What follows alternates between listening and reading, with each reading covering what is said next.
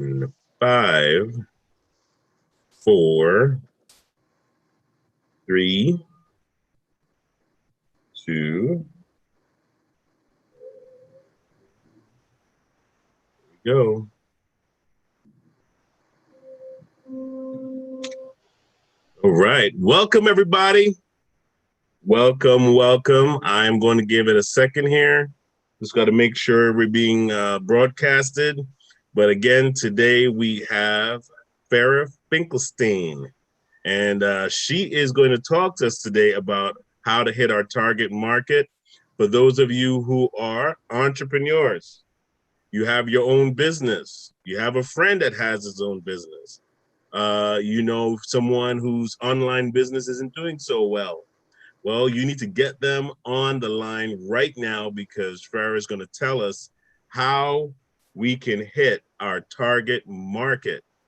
Oh my goodness. You really want to get everyone that you know on the line right now. If you know that they have their own business, you'll be doing them a favor.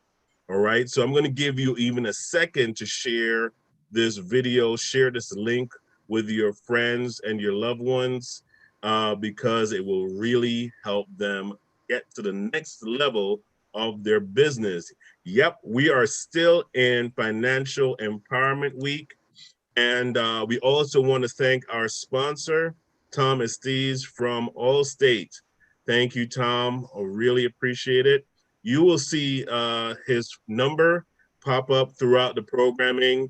Make sure if you want a good price on your home or auto insurance, you give him a call, all right? And he will definitely help you with that. So, Farah, welcome back. All right. Thank you. Just tell the folks a little bit about yourself in case they missed the last program.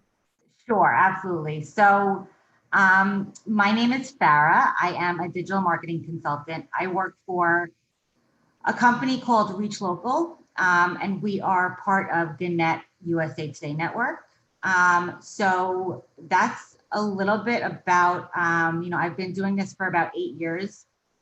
I love helping my clients understand and teach them what is going on in the digital space. And last week I spoke about more of the web presence and really that the direct advertising, people looking for what you do, they don't know where to go, be there, be present, what we could do now and how COVID is kind of changing our whole digital landscape.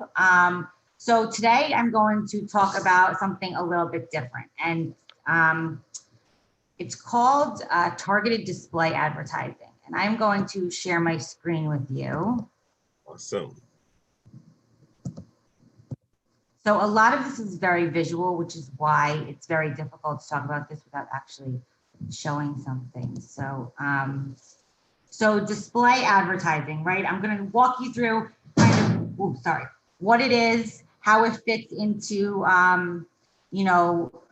our consumer journey and what we do online. And then I'm going to give you a few examples of specific campaigns that I run and different strategies. So first to start, I always like to start with this, and this is the traditional marketing funnel, right? Back in the day, it was a very, it was an upside down triangle. Awareness at the top, right? Companies are trying to build awareness. They're using TV, radio, billboards, and print to get their message out. Then there was the information and research phase, which isn't really at all what it is today, which you'll see in the next slide. But really, I mean, back in the day, think about it. All they had was, their friends and family to get information from, maybe a few websites, Wikipedia, of course, Google, but Google is now way different than it was, 5, 6, 7 years ago. And then, they're going to have a desire and they're going to go to the yellow pages back in the day, and they're going to look for the business and they're going to contact you and convert into a customer.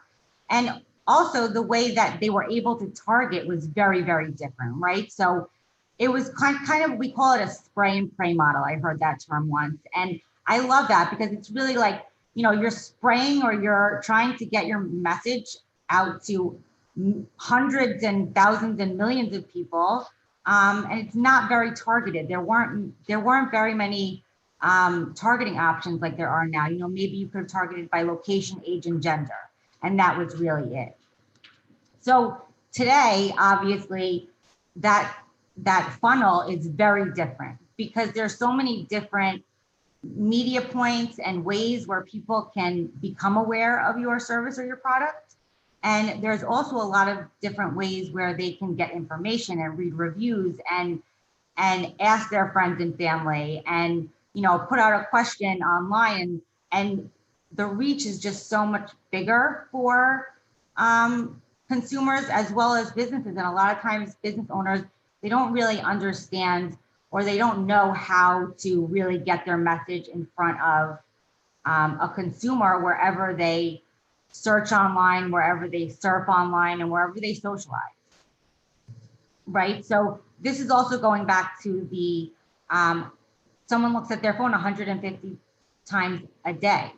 So think about the opportunity that is for a business owner to be in front of their potential customer, really whenever they're looking at their phone, whenever they're online on a tablet or a desktop. Now that we're home more, I think that people are using desktops and laptops a little bit more. So it's really important to keep that in mind.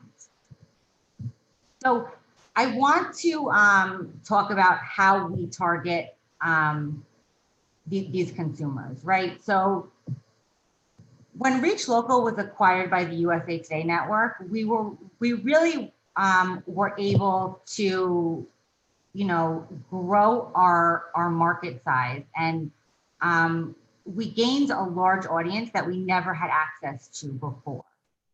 So just talking about like the scope of the USA Today Network and really the reach that we have over 5,000 journalists across the country.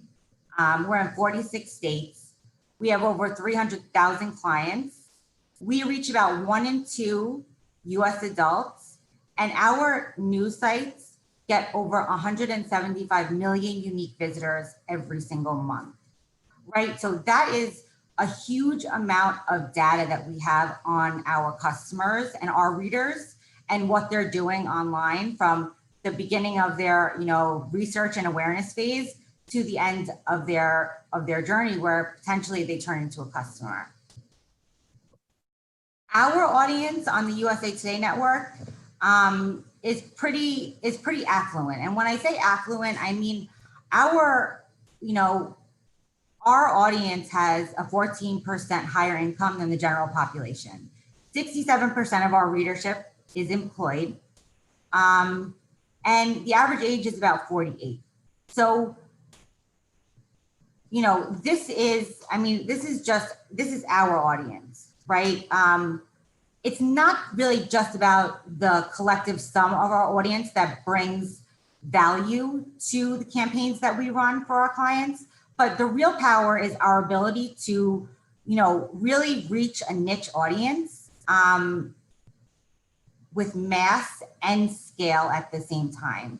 So we connect brands with our audiences, not just by age and gender alone, but by a whole bunch of different factors like life stage, lifestyle, interest, behaviors, passions, employment, titles. So I'm gonna kind of show you what that looks like as far as strategies and tactics that you can implement and that I implement also for my businesses. So site retargeting, and again, just going back here, a lot of times people don't understand where display ads show up. They're going to show up on really any website that allows an ad to show. And you see these ads all the time when you're searching on your, on news sites. They come up on weather.com. They come up on blog articles. And again, we can show these ads on the USA Today Network sites. So one tactic that I always think is super important for any business who has somewhat of a longer buying journey than an emergency service business would be site retargeting. And you see this all the time. When you go to a website, you leave, and then you see ads constantly over and over again throughout the next 30 days, right? The reason why we do this is because usually people are going to need to see an ad about 7 times before they actually make a decision. So staying in front of those customers and staying in front of those people that have had an interest and have been to your site already is really, really important. We can also target users who are viewing and reading certain blogs or articles that contain certain keywords, right? So this was an article that I was reading this morning, 23 best skincare products that will help you the most amazing skin of your life, right? This would be a great article for, let's say, a dermatologist or a cosmetic product company to show their ads on. And again, this is just one strategy that we can implement to stay in front of your consumers throughout their entire buying journey. Geofencing is another tactic that was very, very relevant before COVID. And I think it is still relevant, but in a different way. So what this basically is we are able to target people by their physical location, by their device types. So for example, if a consumer walked into a BMW dealership, they would most likely see ads for the closest Mercedes-Benz dealership because Mercedes-Benz wants to capture those people that are walking into BMW. And this can work for a whole bunch of different businesses. I mean, I do this for certain doctors. I do this for attorneys. You could do this for actual retail stores. So, you know, if people are walking into, let's say, a jewelry store, and a new jewelry store just opened up around the corner that wants to get local business, they can actually target competitors that are in their area. This addressable geofencing is kind of the other side of geofencing, where we're targeting actual individuals while they're in their homes, right? And we're doing this by property line data that we have access to. And it kind of works like direct mail, only it's digital and trackable, right? And it makes much better use of your marketing dollars than sending out a direct mail piece and hoping that somebody like needs your services and calls you. So there's also a lot of different criteria that we have the capability to implement when we're running these campaigns, right? So for example, we can target homeowners who have certain purchase behaviors, right? Do they buy jewelry? Do they buy children's products? We could target people by life events. Do they just have a baby? Are they married? Or do they just get married?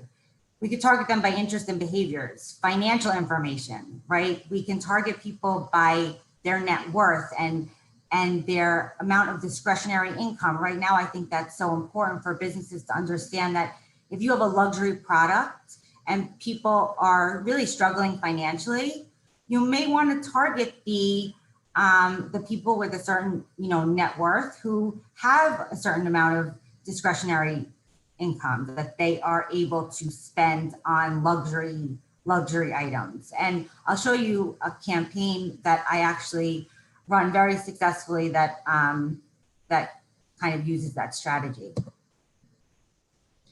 And the last tactic that I just want to mention is called OTT, or over the top. And I think the reason why this now is so important is because so many of us have done away with our cable service. We're streaming content on internet connections. Apple TV, Hulu, Roku, Amazon Fire. So we are able to show ads while people are watching some of these, these streaming services. And just a quick stat on how COVID has impacted this strategy and this tactic. Smart TVs are up about 60%, and streaming boxes sticks are up about 39% this year over last year. So obviously people are using internet connection more than they are cable now, more than ever.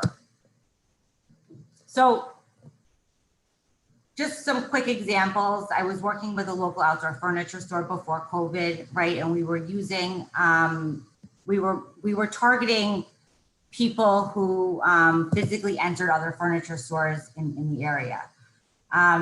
Users who are most likely to move within the next 90 days, right? Because these people are probably going to be interested in getting a new piece of furniture, especially now for the outdoors.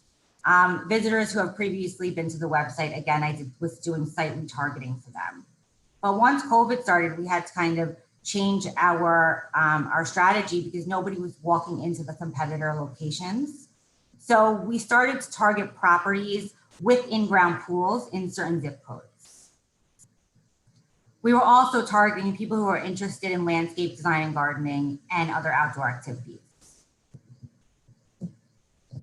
I was working with a tennis academy summer camp, and they were out east on the east end of Long Island, and it was a very beachy summer vacation town where people from really all over the Northeast would be members and go there and bring their kids there for the summers when they left their home, their main residence. So we were targeting people in zip codes around the New York metro area who had children between the ages of 3 and 13, who had a household income of $150,000 plus. It wasn't, inexpensive to belong and send your kids there for the entire summer. And then we were targeting people who were interested in tennis, sports, swimming, and other outdoor activities. And then the last, I just wanted to give you kind of an example of what I do for a lot of physicians. This is just one example of a plastic surgeon that I work with. So M-Sculpt is actually it's a non-surgical way to basically build muscle and burn fat with no sweat required, right? So it straps around your stomach, and they say about 30 minutes is equal to 20,000 crunches. So this is a machine that a lot of plastic surgeons now offer to their patients. So when a client that I work with first got the machine, we decided it wasn't a very known machine yet, and it wasn't a very known procedure or treatment, if you want to call it. So we were targeting women between the ages of 30 to 50 who were interested in fitness and weight loss, who were interested in liposuction, right? Because they may also be interested in this after they have that procedure done. And it wasn't an inexpensive 30-minute treatment. So we were also targeting people with a higher discretionary income than the general population. So these are all just ideas, and I try to really be creative, especially now more than ever, because we're doing things so differently, and we really have to try to, again, adapt to all the changes that are going on. We are not able to see ads like we used to when we went to work every day on the highways and, on the radio. And, so it gives us all a reason to kind of look at the positive side and know that there is always a way to, generate new business even if you're not really familiar and sure of what to do and how to do it. That's why people like me exist. That's why companies like mine, like the USA Today Network and Reach Local, are here really to just help you understand and come up with the best strategy for the right time. So with that, I will pause and stop and see if there are any questions.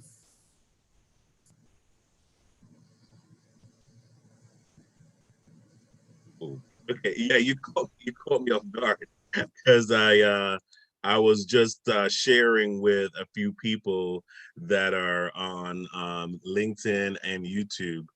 And listen, this is amazing information because I hope so. I hope it was helpful. but because look, I mean, I don't think that a lot of times the things that we have as common knowledge is first information for a lot of folks. And for all the entrepreneurs and business people that are out there, like looking for answers, as to how do they know who is looking for their business online? Like you said it was like it's like more of a scatter shot. You're hoping that people are seeing what you're doing. You're probably paying a marketing company that sends you stats like once a month or something. But it's really good to know the specifics. And I think that what you provide, just as far as data, really helps that small, even if you're a small business, it really helps you understand your business more when you can see the data that surrounds it. Exactly. Yes.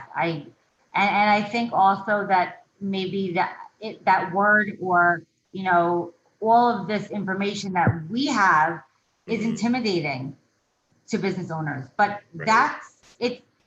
it's the business owners. Like I always tell my clients, tell me who your ideal client or customer is.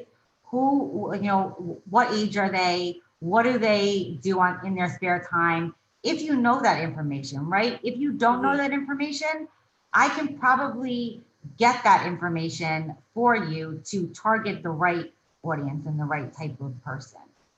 And that's the case also, because like as a business owner, I'm always looking for that person that wants to be a client. How many people really want to join a network that promotes their business or promotes their brand?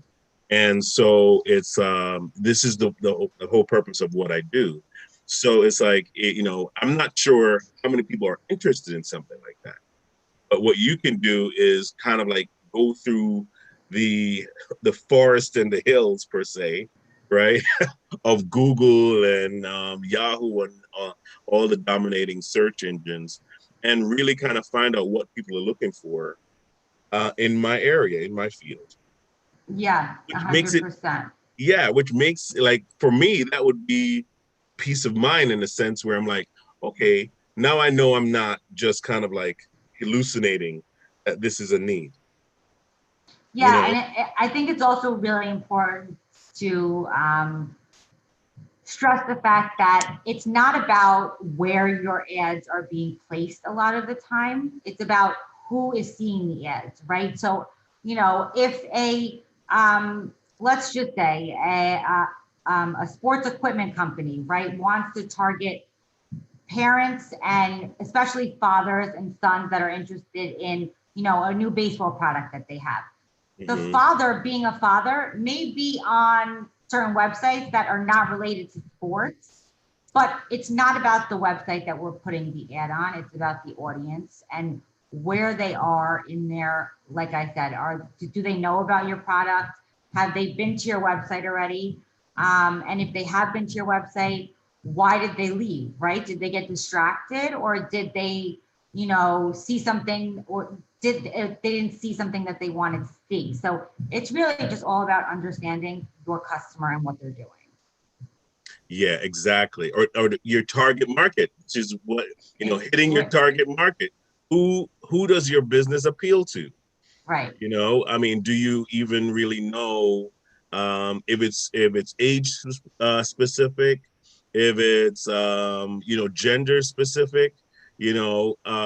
All these different factors really curtail on how you market your business, right? How the Yep. wording you use. Yeah, go ahead. Yeah, and then again, I mean, I was just going to say that I only really spoke about, display and these banner ads that come up across the internet and on the USA Today Network partner sites. Hmm. But remember that there is a whole Facebook and Instagram advertising world out there, and there's a whole YouTube world out there, and Yes. your customers are there too. So that's also another strategy that we could potentially implement to be in front of a certain type of audience.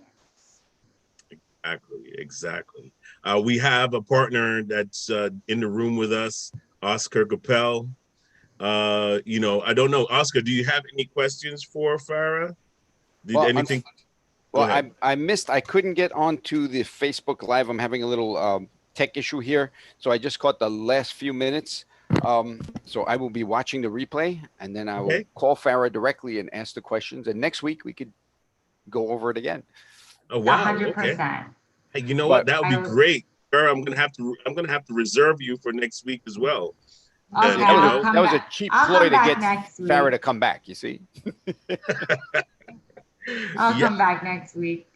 So And again, I always say, even if now is not the right time, I understand that a lot of business owners are struggling with finances and advertising might not be, at the top of their priority list. Even if I give you some sort of insights or value and you learn something, then I've done my job. It's not always about becoming my client. I want to be able to help and educate. but yeah, here's the thing though, right? And I'm going to just point this out is that marketing your business is what feeds your business, right? I mean, referrals are sometimes sporadic. And so sometimes you may get them and sometimes you may not, right? And so you need to have that agent that is constantly working for you to kind of generate new business, especially if your business is now went from storefront to being an online business. I mean, I've been watching the news, and a lot of places, a lot of restaurants have gone from being a sit-in restaurant to a delivery restaurant, right? And so now they have to be aware of what is my demographic, because I was used to the customer walking by my restaurant, walking in, buying a sandwich, walking back out. And I had traffic on street traffic to generate business. Now I'm waiting for somebody to call me to order a sandwich or order coffee and something else. So now I need to know what my traffic is online. Who's looking for my store, on the internet. Yep, and to the other display side of that, right? Mm-hmm. It's not only about who's looking for your store, but who can I get to know that I exist, right? Wow. Yes. And Yes. how can I, target every single person that lives within, 2 miles or this zip code that I'm in. So Right. that's the other That's the part other of it. caveat. Yeah. Yeah. Wow. Thank you so much, Farah. Thank you for coming Thank you for on. having me again. Wow. I am so And I will excited. come back next week. And Yeah.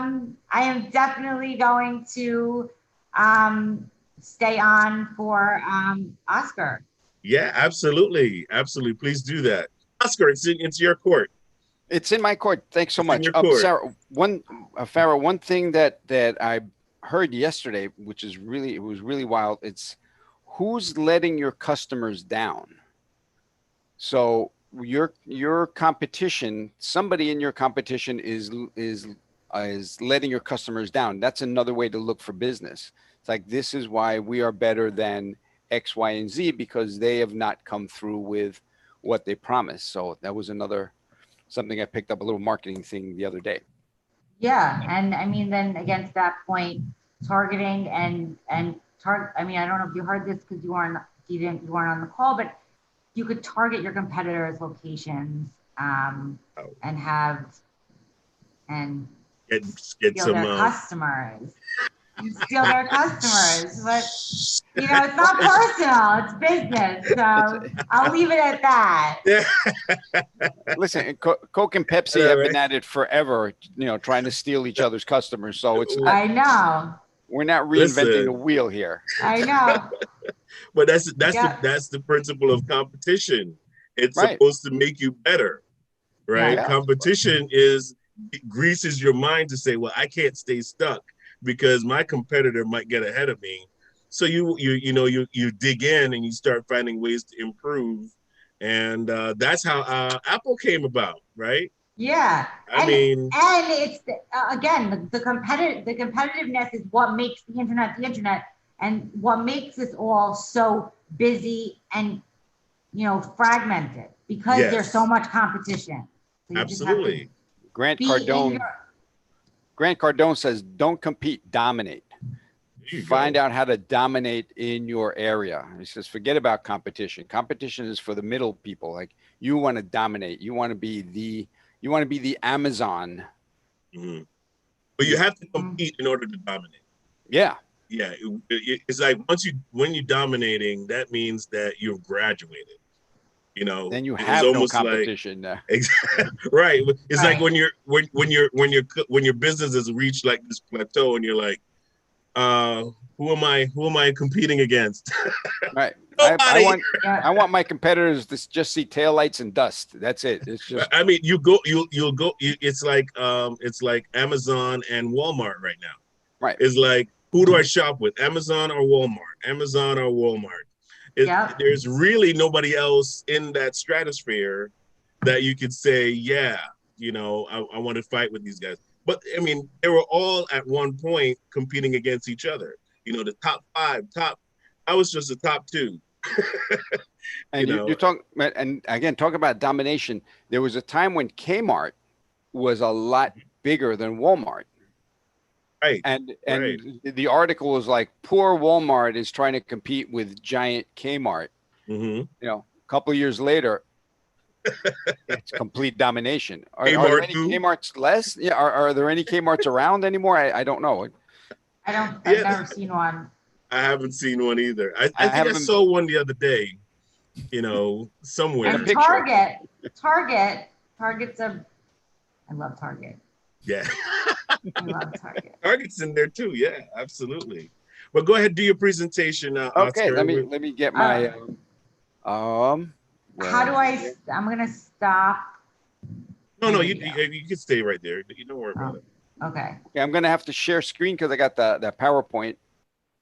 Yeah, go ahead, do your thing. Um, Oh, um, wait, 1 second, 1 second.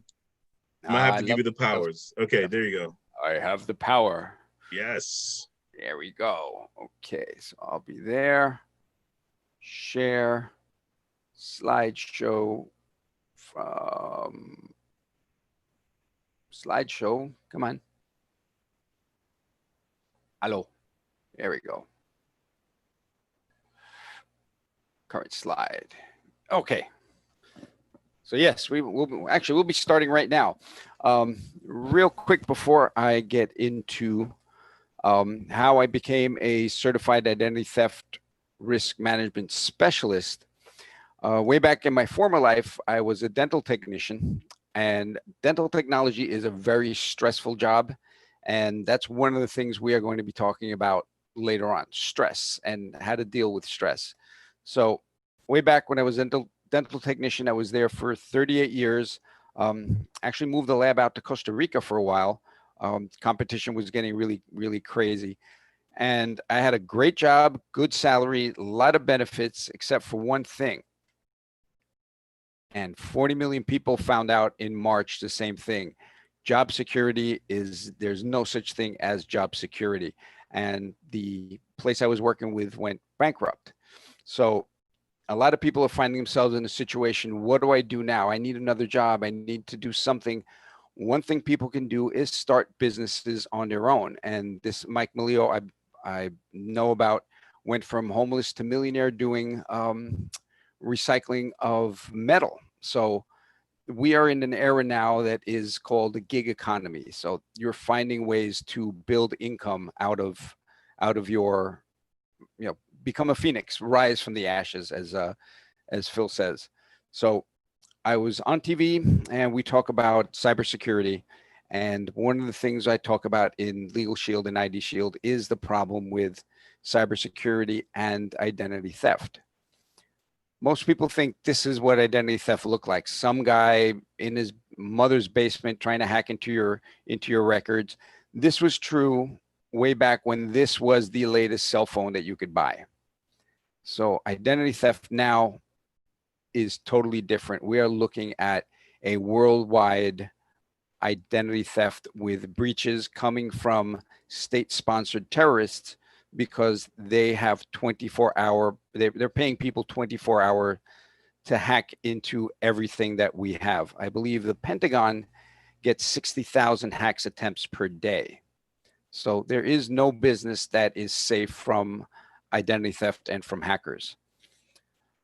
Way back when we had the Equifax breach, we have 325 million people living in the country, and there was 147 million records taken in that breach. And we thought that was the end of the world. We had victims that will be looking over their shoulder for the rest of their lives. And that was the big headlines. And let's go back to last year. Last year, one hack was 1.2 billion, and the total for the year was 15.1 billion. 15.1 billion records. So we can do the math. How many times does 325 million go into 15.1 billion? So when people say my identity, yeah, I'm fine, mine won't be stolen. The sad fact is all of our information has been stolen several times and is out there on the market being sold. And that's when we find out about it, when there's an alert. So the other thing I tell people is identity theft is not just financial. We're looking at passports, social security numbers, driver's license. Any number that identifies you is stolen and is sold on the dark web. Another thing that people do not realize is the emotional toll of identity theft. It's a violation. There, you can't hide. All of your information is out there, and now there's nothing you can do to get it back. Another problem with identity theft is you have to prove yourself innocent. Gerber Guzman was arrested twice, 2 different times, spent 2 weeks in jail for a crime he didn't commit because his driver's license was used as identification, and the crime required the person to be arrested. So poor Mr. Guzman got arrested twice for that. Bad thing about identity theft is there is no demographic. There's no gender, race, or anything. This was the oldest man in America, had his bank account taken. And also this girl at 3 years old had her identity used and is now $750,000 in debt at 12. Try to get a college loan when everything says that you are in debt. The other problem is medical identity theft, because since banks are really cutting down on the types of financial identity theft you can do with a lot of blocks. I mean, everybody's got an alert on their phone. If somebody charges anything over, mine is set for $40. Anything over $40, I will get an alert. So the thieves are going to different types of identities because they're not looking for your identity. They're looking to sell your information. So if banking is not sellable, now what is sellable? Medical identity theft. This is the most dangerous because if, let's say, I still steal Phil's identity and I use his medical card to go get medical treatment, and I have diabetes, I have other illnesses, whatever is on my medical record is now also permanently on Phil's medical record. So if he goes to the hospital in an emergency and there are 2 different blood types on that medical record, it's going to be tough to find out which is his real blood type. So that I call this is the deadliest type of identity theft. So to try to fix it yourself is a problem because it is so complicated, especially medical, with the laws that do not allow you. Here's the fun part. If I'm using my medical record and I've merged it with Phil can't even look at his own medical record because of the HIPAA laws. So he cannot look at his medical record to find out what is really him and what is not him, because my records are in there now. So that is absolutely nuts, but that's the law. This is why you need licensed private investigators to do that job. We'll talk about that later. So there are companies that go out there and do monitoring, some better than others. This one is not the best one to use. If you grab any paper, you'll see what happens with the law coming down on them. Morgan Wright, who is the U.S. State Department senior anti-terror advisor, when they were talking about the Equifax breach, said, I have ID Shield because they have actual investigators. And that is what I was talking about earlier. If you don't have a licensed private investigator to restore your identity, it's a waste of money. All you're being told is your identity, your numbers have been used, and now you have to go fix it yourself. So that's not what you want to pay a monitoring service to do. ID Shield compared to the national leader, everything that you see there in red is what they do not cover, and every little check mark is what we do cover for about half the price. So we tell people don't get ripped off twice, one by the thief and the other by the company that's supposed to be doing your monitoring. So there are other types of stress that we come into on an everyday basis. Let me know if anybody has seen this type of stress. You have that lights come on behind you, and now there's going to be a problem. Legal Shield, the other service I have, is app-based and lets you talk to your law firm 24 hours a day. So in this situation, this button lets you submit a traffic ticket to the law firm. If it gets out of hand a little bit, you can call your law firm. And that is, again, it's available 24 hours a day all across the US and Canada. And now we have opened up in England. Problem with legal profession is expensive, it's unresponsive, it's unaccountable. And what Legal Shield has done is used the same type of marketing as, let's say, Uber, that's using disruptive innovation. They make it easier, simpler, more affordable. Same thing with Netflix. And Netflix, I like to talk about lawyers and the way law is practiced now and the way it's being practiced through Legal Shield, where Blockbuster would be your pay by the hour lawyer. And once you hang up the phone and you call again, you start another hour of legal time, and the meter starts running. Netflix says, hey, if you give us whatever their monthly subscription is, we will let you watch any movie anytime you want, as often as you like, without having to repay for that movie. So that is exactly what Legal Shield does. It's the disruptive innovation is it lets you, for one price, access your law firm and not only ask questions, but you can also get your will, living will, healthcare power of attorney done, which is very important now because of the COVID going around, and we don't know if next week we are actually able to make our own decisions on health. So you need that set up ahead of time. The speeding ticket we talk about, preparing your will, we talked about a lot of things that is available through Legal Shield that is not available for the price point with a regular law firm. This is the law firm we use in New York. This is Feldman Kramer in Monaco. And if you see there up on top, it says Legal Plan Member Login. If you are part of Legal Shield, you can hit that little button. If not, you speak to Feldman Kramer in Monaco, but you do it on an hourly basis. And they are really good law firms, so they're a little on the pricey side. So that's what we've done. We've taken the expense, the unresponsiveness, and unaccountability out of the legal profession, because Legal Shield, the actual company that contracts these law firms, is in Ada, Oklahoma, and they monitor every single law firm to make sure they are the best law firms for their customers.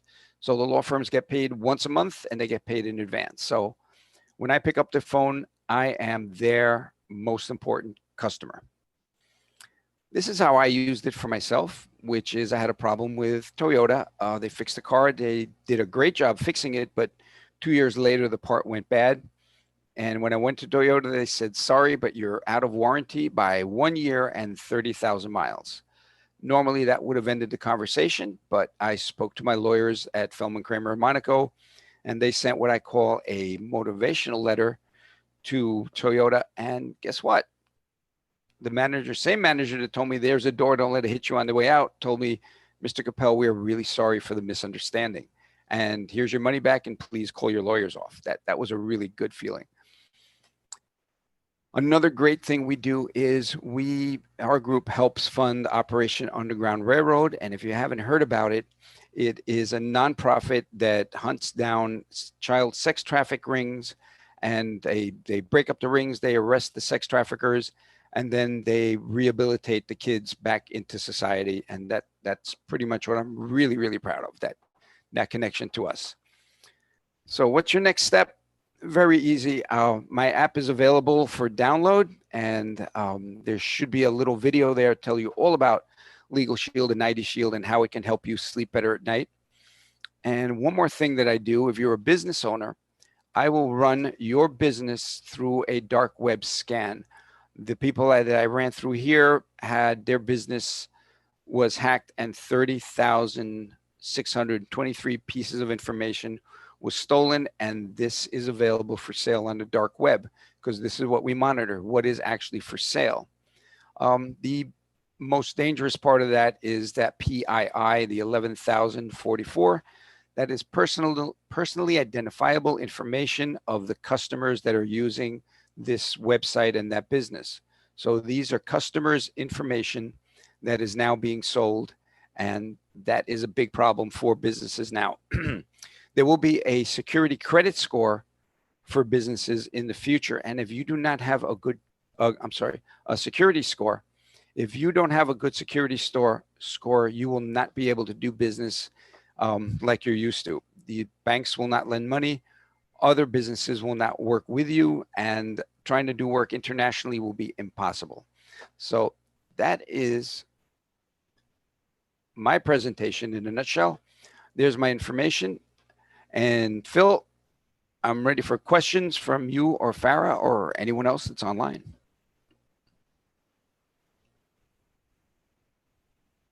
That's amazing. Thank you so much.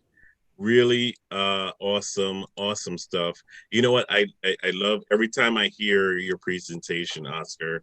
There's always something on there that that is very interesting to me, because how many of us are really just kind of walking around unprotected, you know, in a digital, I mean, we're on the subject of basically being in a digital world today. And it's like all of our information is somewhere online, right? We've filled out applications, we've shopped. You know, how many times I remember when Target said, they said that Target's database was hacked, right? And so how many of our information is literally just up for grabs? All because we like a pair of shoes. You know. I have a question for you. Sure. First of all, I think it's so interesting that I've never heard of a 12-year-old being in debt $750,000 before she hits 12, I think you said, or 16. Yeah, exactly. But how do you think, how safe do you think the auto-populated credit card information is in our phones? Well, here's oh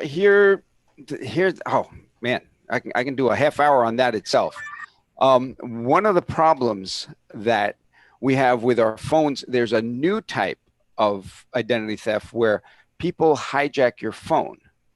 So the way it works is they go in, they have the information that is you, and go into a Verizon shop or whatever and say, I lost my phone, and I need a new phone, and back up all my data and give me the new SIM card.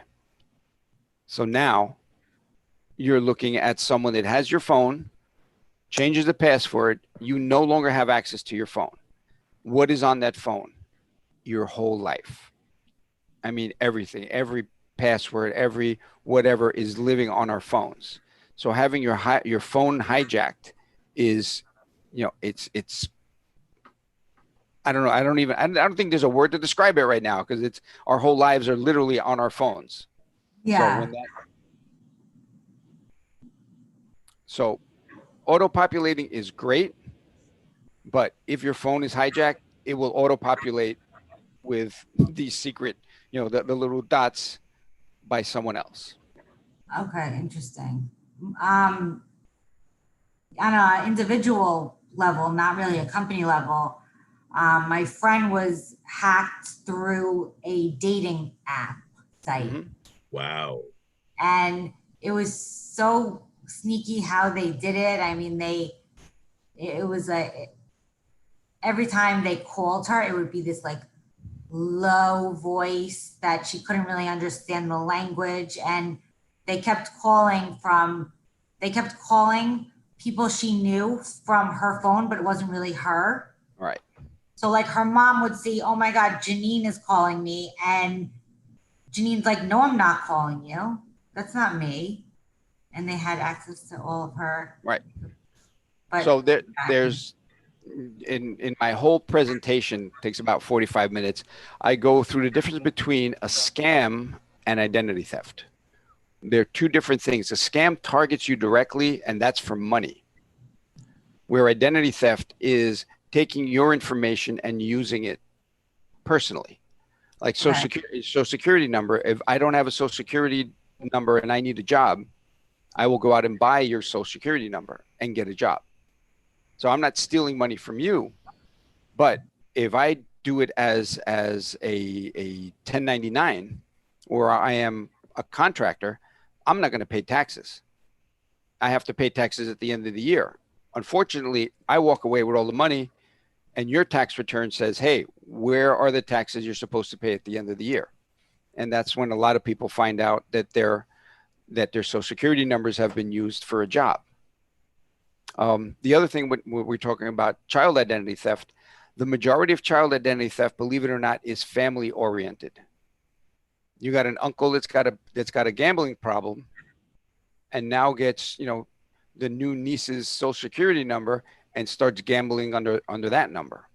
Wow. So that is, and there was a report. I have it in my other slides, and it's about 25 pages just detailing child identity theft, and the major one was family, and it's shocking. It's like, you can't trust Uncle Joe because he's drinking too much and goes gambling and takes your kid's identity, which makes for a really sucky Thanksgiving, But that's why we have to make sure that all of our private information is secured digitally and physically, because it's amazing what people can do with your information. And I was talking to a friend of mine the other day, and we're going to have to come to a close because our next program is going to have to come on in a minute. But I was talking to a friend of mine the other day, and she mentioned that she had bad credit, so it didn't really matter. But what I wanted to point out to her was, they don't just use your profile for, to buy a car or anything like that. Some of these people clone your information so that they can do illegal things as well. And then the next thing you know, you're being pulled over and you have a record. You have escaped prison 3 times. Exactly. What? Yeah. And that happens. Be like, what are you talking about, man? There's a woman. There's a woman that I don't have the exact name, but she has a letter from the state's attorney general because she was arrested 22 times. That's how bad the crime was. So every time, I don't know if you've seen police cars with those little boxes at the that's a high-speed license plate reader. So you don't have to be pulled over for something. As your car is going by, that's going to read the license plate. It's going to flag the screen in the police car, wanted, apprehend and arrest immediately. So 22 times this happened. And she has a physical letter from the state's attorney general says, I am not the person you're looking for, because that's the way the system works. There is no, okay, it's not a half-hour TV show that, they find out who the culprit is and they fix it. This goes on, as that slide says, people will be looking over their shoulder the rest of their lives. Well, we want to thank again our sponsor for today, which is Tom Estes, who's with Allstate. Again, his number is 973-376-8914. Please give them a call so that we can continue to bring this information to you. Thank you again all for watching. I'm sure this information was helpful to you because it was helpful to me. And so I'm going to make sure I use as much as I possibly can of what we're receiving today. Thank you all again for watching. Oscar, thank you for coming on. Fara, you're priceless. And we will see you again next week because Oscar demanded it. He, yes. He sent me a letter, so I have to, now I have to do it. But yeah, we will definitely love to see you again next week. All right, take care, everyone. And I'll see you in another 5 minutes with Yolanda in Empowering Your Mind. Take care, everybody. Bye. Bye-bye.